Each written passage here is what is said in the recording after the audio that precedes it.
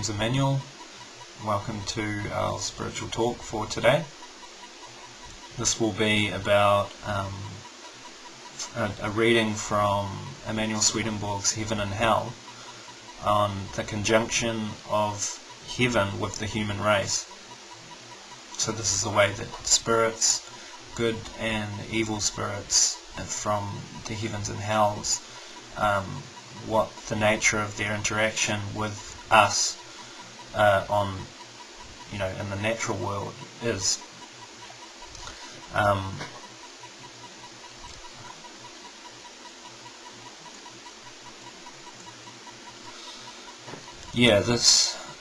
It came about that I am doing a talk on this because I had a dream this morning which involved my mum and her partner, or ex-partner actually, and I had this dream about him having an interaction with a spirit, with an evil spirit, and the evil spirit was sort of tempting him to do, to murder. And it came about that the spirit saw me in the dream, and he caused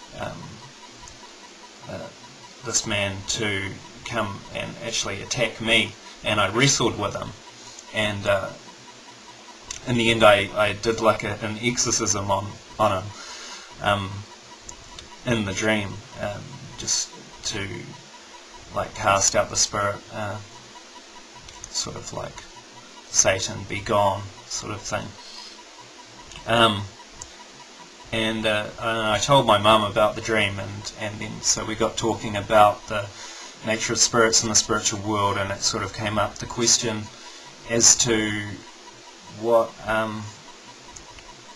whether spirits know that we are here, or that we know that spirits, whether we can talk to spirits and things like this, or what the nature of the relationship actually is. And I was saying in Swedenborgs that he says that the spirits don't actually have any, they're not really directly aware of us, even though there is a type of what's sort of called conjunction or influx from those heavenly and hellish societies into the people. But as we'll see, I'll read some of this out, and you can hear what Swedenborg has to say about it.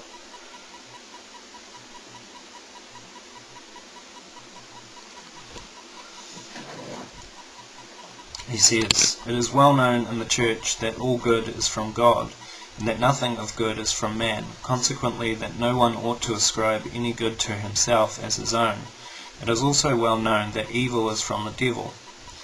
Therefore those who speak from the doctrine of the Church say that those who behave well, and of those who speak and preach piously, that they are led by God, but the opposite of those who do not behave well and who speak impiously. For this to be true, man must have conjunction with heaven and with hell, and this conjunction must be with man's will and with his understanding, for it is from these that the body acts and the mouth speaks. What this conjunction is shall now be told. With every individual there are good spirits and evil spirits. Through good spirits man has conjunction with heaven, and through evil spirits with hell. These spirits are in the world of spirits, which lies midway between heaven and hell. This world will be described particularly hereafter. When these spirits come to a man, they enter into his entire memory, and thus into his entire thought.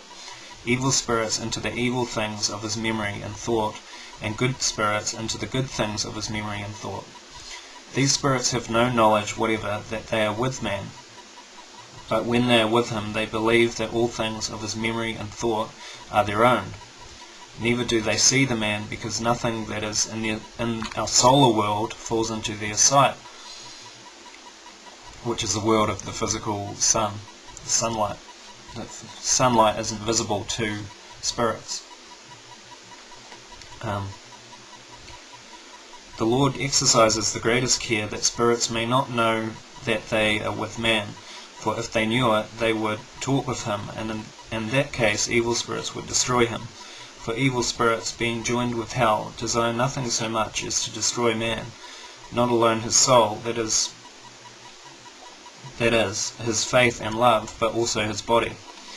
It is otherwise when spirits do not talk with man, in which case they are not aware that what they are thinking, and also what they are saying among themselves, is from man.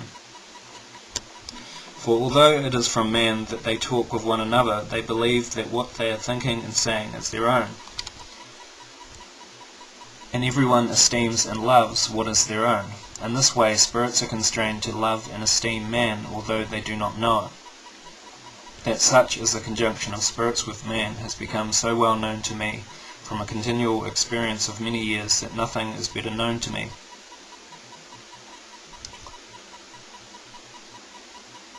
Spirits can see nothing in our soul world pertaining to any man except the one with whom they are speaking.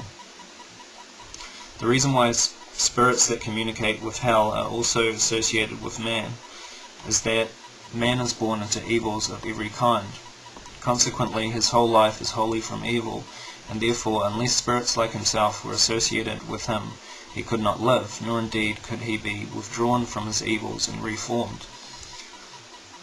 He is therefore both held in his own life by means of evil spirits, and withheld from it by means of good spirits, and by the two he is kept in equilibrium, and being in equilibrium he is in freedom, and can be drawn away from evils and turned towards good, and thus good can be implanted in him, which would not be possible at all if he were not in freedom.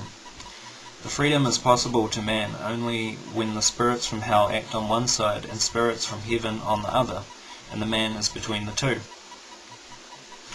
Again, it has been shown that so far as a man's life is from what he inherits, and thus from self, if he were not permitted to be in evil he would have no life.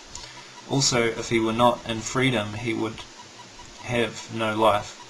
Also, that he cannot be forced to what is good, and that what is forced does not abide. Also, that the good that man receives in freedom is implanted in his will, and becomes as it were his own. These are the reasons why man has communication with hell and communication with heaven.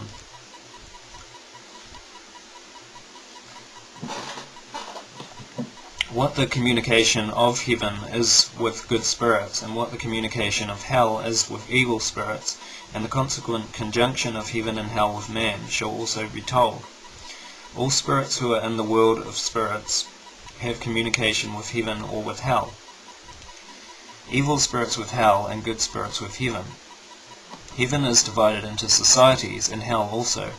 Every spirit belongs to some society, and continues to exist by influx from it, thus acting as one with it. Consequently, as man is conjoined with spirits, so he is conjoined with heaven or with hell, even with the society there to which he is attached by his affection or his love. For the societies of heaven are all distinguished from each other in accordance with their affections for good and truth, and the societies of hell in accordance with their affections for evil and falsity. The spirits associated with man are such as he himself is in respect to his affection or love, but the Lord associates good spirits with him, while evil spirits are invited by the man himself. So that's quite important to understand, that the Lord only brings association of good spirits to people, whereas if association of bad spirits only comes by the man himself, like inviting them in, which is to do with his his affections, which are his loves, like what he loves is associated with the loves of those spirits in that actually in a heavenly or a hellish society. The loves that are in there are what Swedenborgs calls the affections, and the affection being what the person loves. So if you love hellish things, then you come into communication with hellish spirits. So that's like you invite them in by those evil deeds. But yeah, The spirits associated with man are such as he himself is in respect to his affection or love. But the Lord associates good spirits with him, while evil spirits are invited by the man himself. The spirits with man, however, are changed in accordance with the changes of his affections. Thus, there are some spirits that are with him in early childhood, others in boyhood, others in youth and manhood, and others in old age. In early childhood those spirits are present who are in innocence and who thus communicate with the heaven of innocence, which is the inmost or third heaven. In boyhood these spirits are present who are in affection for knowing and who thus communicate with the outmost or first heaven. In youth and manhood spirits are present who are in affection for what is true and good, and in consequent intelligence, and who thus communicate with the second or middle heaven, while in old age spirits are present who are in wisdom and innocence, and who thus communicate with the inmost or third heaven. But the Lord maintains this association with such as can be reformed and regenerated. It is otherwise with such as cannot be reformed or regenerated. While with these also good spirits are associated, that they may be thereby withheld from evil as much as possible. They are directly conjoined with evil spirits who communicate with hell, whereby they have such spirits with them as are like themselves. If they are lovers of self, or lovers of gain, or lovers of revenge, or lovers of adultery, like spirits are present, and as it were dwell in their evil affections, and man is incited by these, except so far as he can be kept from evil by good spirits, and they cling to him and do not withdraw, so far as the evil affection prevails. I hope this isn't all sounding too much. This is Swedenborgs. He reveals all of this. Thus it is that a bad man is conjoined to hell, and a good man is conjoined to heaven. So that's just some information. There's lots more. Emanuel Swedenborgs' Heaven and Hell is probably his most popular book. The one most people read first. Usually they'll read Swedenborgs' Heaven and Hell because there's descriptions of all this kind of thing. I haven't actually finished it, I'm just partway through, but this subject came up today and I've been doing these spiritual talks. I was going through the Ten Commandments from Swedenborg,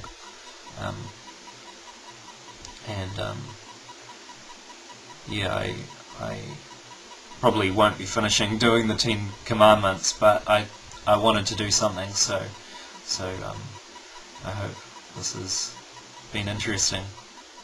Okay, thank you.